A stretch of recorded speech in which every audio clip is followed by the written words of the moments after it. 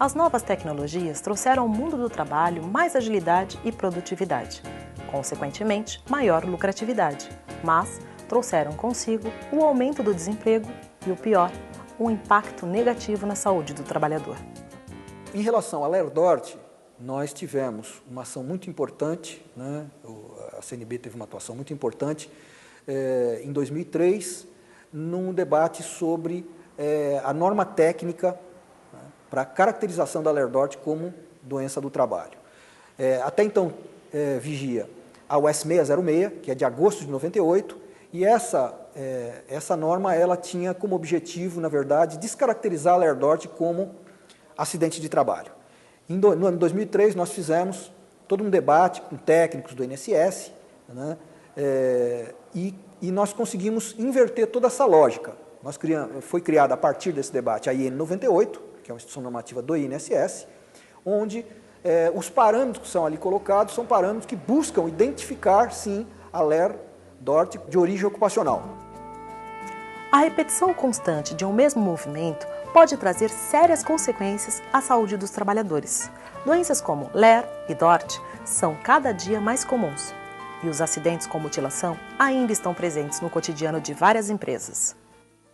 Nós ainda temos empresas, e muitas empresas, que as condições de trabalho são inadequadas. Nós temos a questão do barulho, da surdez, né, que acometeu muitos companheiros, e sem contar, né, as más condições, né, de algumas empresas que têm alguns maquinários bem antigos na questão das prensas, que são os cortes de dedos, são, né, perda de mãos, membros, e é um número grande também que é assustador para nós. Inclusive, nós temos que fazer uma discussão de mudança, inclusive, do caráter do CESP dentro das empresas. O CESP de hoje é todo controlado pela empresa, porque ela contrata o médico de trabalho, contrata o engenheiro, né?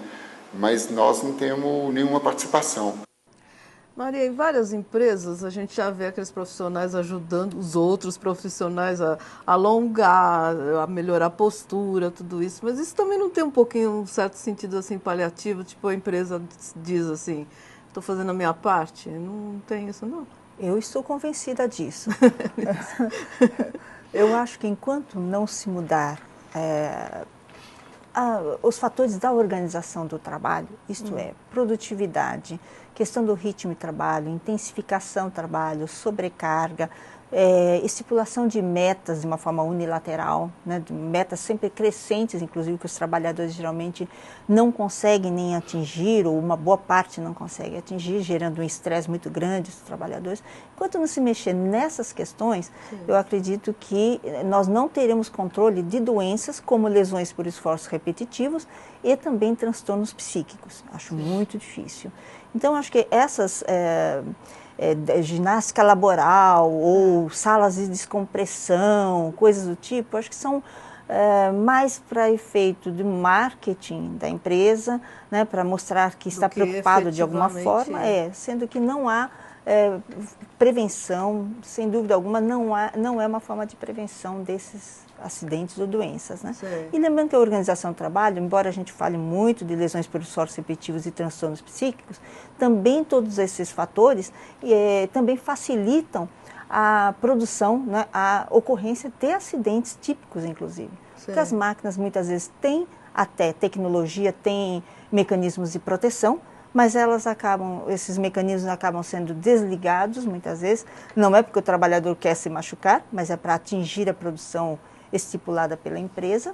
Nossa, e os acidentes acabam acontecendo. Isso acontece muito, né? Muito. Os acidentes, eles não ocorrem por um fator apenas, são vários fatores, e esse é um dos fatores que nós temos identificado em muitos acidentes. Quer dizer, teria de haver, na verdade, uma mudança de mentalidade do próprio, sei lá, do empresário, sei lá, né? Uma mudança de mentalidade na questão do trabalho no país, não teria? Para prevenir essas coisas? Eu penso que essa mudança de mentalidade, ela não é compatível com a mentalidade do sistema que visa lucratividade. O sistema capitalista, neoliberal. Mas mesmo em outros sistemas em que você visa, se não a lucratividade, a produtividade, né, como a doutora Maria falou, para suprimento de um mercado, seja ele qual for, mercado capitalista ou não. Né? O que tem que mudar é a concepção mesmo sobre o trabalho. Né?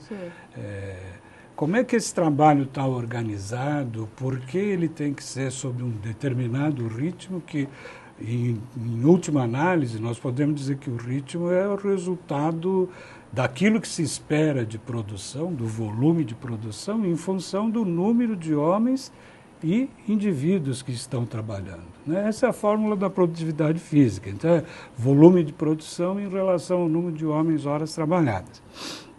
Se você aumenta essa produtividade, você aumenta esse ritmo. E aí você vai submeter o indivíduo a estresse, você submete o indivíduo a doença, você submete o indivíduo a acidente. Né?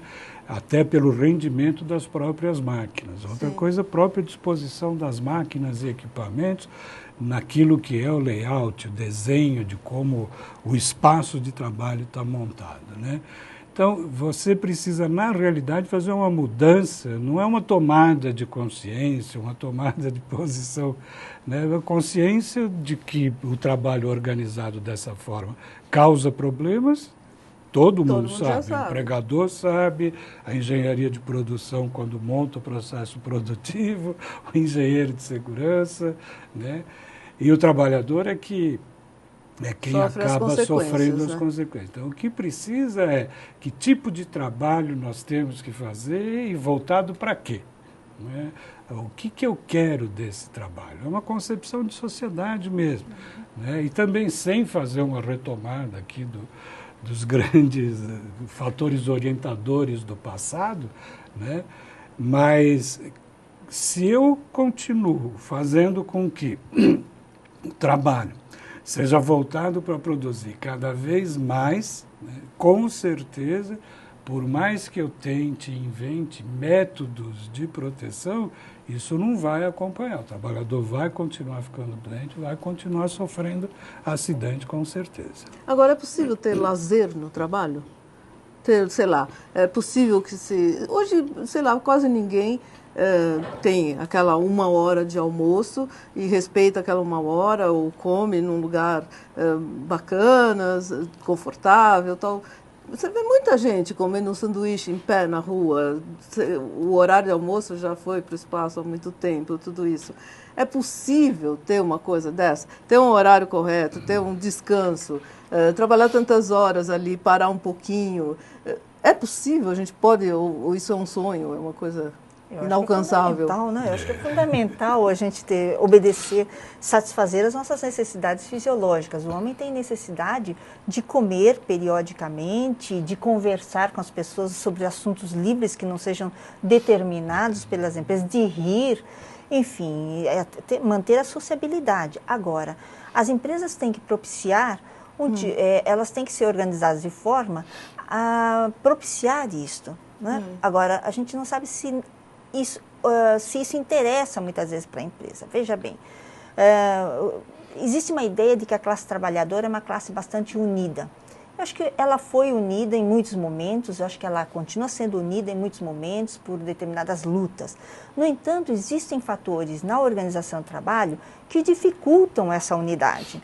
Porque no momento em que se coloca competitividade, no momento em que se coloca demissão para determinadas pessoas e para outras não, existe naturalmente uma certa competitividade entre os próprios colegas. Segundo, quando existem parâmetros de avaliação individual do desempenho de cada pessoa, também se cria um clima muito propício. O seu colega passa a ser o seu concorrente. Não é mais seu colega, seu amigo, mas sim seu concorrente. Qual o nível de cumplicidade, de intimidade que eu posso ter com o meu amigo, se ele passa a ser meu concorrente? Então, eu acho que esse tipo de coisa é deletéria, é mortal para uma organização. E acho que isso não vem por acaso. Acho que isso faz parte de um projeto que visa a individualização dos resultados, a avaliação individual das pessoas, um pouco esse estímulo à competição que muitos julgam positivo para a produtividade. Eu não acho que seja positivo, inclusive, para a produtividade. Acho que isso, a médio prazo, a longo prazo, tem se demonstrado desastroso.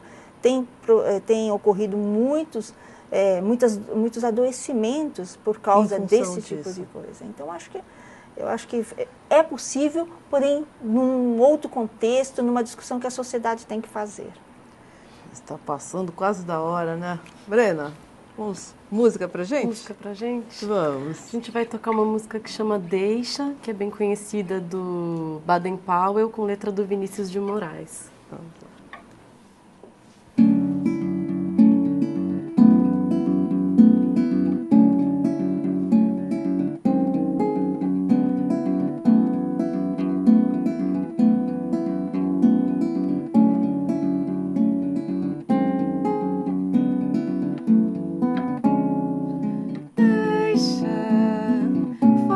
Quem quiser falar, meu bem,